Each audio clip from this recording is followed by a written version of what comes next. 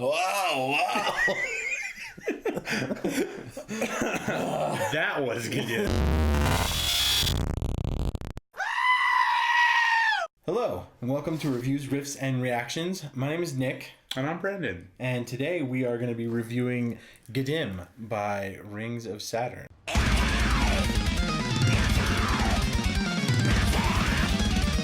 Well, we're going to go track by track, and then we're going to give a summary at the end, what we thought about the whole album. It was pretty fun to listen to. We were looking forward to it. Yeah, it was a pretty intense album. I mean, if you don't know Rings of Saturn, then and you want to go listen to it, it's a wild ride. Yeah. But I guess we'll just get started here with the first track, which is Pustules, featuring Charles Caswell, or as we call him, the Strawberry Man. He's definitely the Strawberry Man. And if any of you listen to the Strawberry Man or like follow any of his social media outlets, you know he's a pretty crazy guitarist. Yeah, he has done things on a guitar that I hadn't even thought about doing. That should be reported to the FBI. Yeah. So when they said that they were going to do a guest, guitarist, which I was hoping for a collaboration, but I would settle for a solo, and we got a solo, but it was a pretty disappointing solo. Like this was the track that both of us were most excited to hear, and it was actually the most disappointing song on the whole album. Yeah. Unfortunately. Yeah, like I even like listening to the whole song, like I kept wondering, like, all right, where's it gonna happen? Where's it gonna happen? And we finally got to the end, and I was like, there it is. There's Charles' solo. And by the time the song was over, I was like, that was it. That was the whole solo. Yeah, it was pretty disappointing, unfortunately. Yeah, it definitely left me wanting more, but not like in a good way. Wanting more. It left me wanting more that was actually good. You wanted a fruit salad, but you got a banana ass. Yeah. I definitely got an old leaky bag of mandarin oranges. For sure. So anyway, unfortunately for the track, like, the more you listen to it, it doesn't get any better. Like, I really wanted to like this track, and the more you listen to the solo, I was hoping that it would grow on me, but instead it grew molt. Yeah, it never got better with time. Like, the more I listened to it, it just remained kind of stale. Yeah, unfortunately. Yeah. So then we had to go to the next track. Yeah. And that would be Divine Authority. You mean the second worst track on the album? So yeah, Divine Authority, and this song is awesome, really crazy and psychotic, and again, when you listen to a song, you kind of want something you can nod your head to and tap your foot, just kind of get into the song. This is way too crazy. Yeah, the song is pure chaos the whole time. Like there was no like single hook that like got me wanting to come back and listen to it again. It was just pure madness. Mm-hmm. And I enjoyed the end where you got the Flight of the Bumblebee guitars. Some of you might know what I'm talking about. At least that's what I thought of the first time I heard it. But some of the endings of the songs are okay in the beginning of the album. But yeah, these two tracks it was like going downhill fast. Like, uh-oh. Yeah, and I mean, the Husk, which we're gonna get to, obviously, when that was released as the first single, so it set the bar pretty high for excitement for the album. And after hearing the first two tracks, I was starting to get a little worried that the Husk might be the only good song. But let's go on to the third track, which was Hypodermis Glitch, featuring Dan Watson. Dan Watson from Infant Annihilator, which I'm a fan of that band, and I was happy to see like a vocal collaboration, and this song was a lot heavier. Like, I definitely enjoyed hearing Dan's vocals, but without the vocals, it would be like the first two tracks. Just skip over it. It's not. Still, there's nothing redeeming about the track. Yeah, the addition of the guest vocals was really the most interesting part of the track. I mean, I personally don't really know a whole lot about Infant Annihilator. I'm familiar with them. I mean, I mostly know that they like to go touch each other in the woods.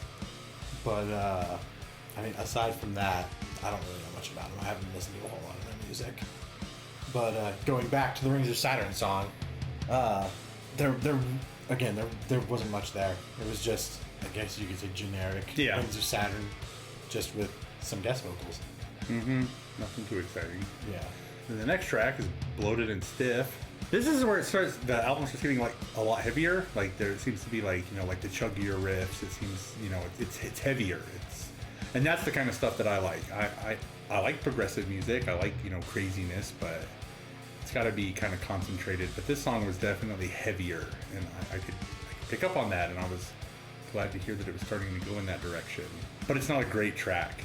No, again, the first half of the album is kind of the lesser half. Once we hit the husk, that's when it really starts to pick up, and that whole second half of the album is much better.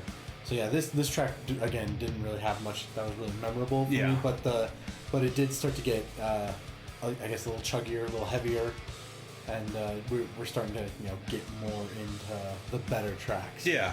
So the next track, Tormented Consciousness. Yeah, Tormented Consciousness, and that has the last guest artist on the album, which is Yo Onitan. Yeah. Onitan? I'm not sure how to pronounce it. But this for me was like it was like the gateway into what was about to come. It was like it was like the curtain. So once I heard some of the more melodic stuff in this song, and there's like a cool piano part, and the solo is really cool, and I started to think like this is starting to get better. I mean, it's still got some lingering shenanigans, but it's starting to sound a little better. Yeah, this track again, it's all just kind of starting to lead up to the turning point in the album, which is the second half when things start to really get crazy. Yeah, so pretty much after this track, they decided to go to the locker room, and they're like, okay, boys, second half. Yeah. Let's make this happen. We're gonna make the comeback. But yeah, we obviously the first demo being the husk. I mean, we already heard it. We loved it. Everything about it. This is where they brought in melody. This is it seemed like they were going outside of the box kinda, because a lot of their stuff is really crazy and a lot of there's progressiveness, a lot of chaos happening. And when they released the husk, that was probably the first Rings of Saturn song I ever heard that was more structured and had a lot more melody to it, and the whole song is really good. The riffs are all really cool. There's the little acoustic part where they have with the solo, and then the whole end part is probably one of my favorite things on the entire album. Yeah. I remember when we were listening to this track, we were like texting each other back and forth. He'd be like, "Oh, that ending, like that solo." Yeah. And yeah, that was fantastic. And then the music video was really cool. There's like aliens ripping intestines out of people. Yeah. Oh, dude. Sticking their fingers down their throat. Taste my galactic finger. So it was pretty cool. But this is where our minds started exploding. And then again, right when I didn't think it could get any better, I was full in a husk. Then mental prolapse. Yeah, this is the video game song. This is the arcade hit. Yeah.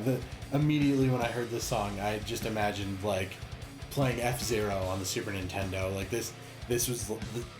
It sounds like video game racing music. Speed and pixels. Yeah. It doesn't sound goofy. It doesn't sound silly in any way, because even though it sounds like that, it's so cool that it can't.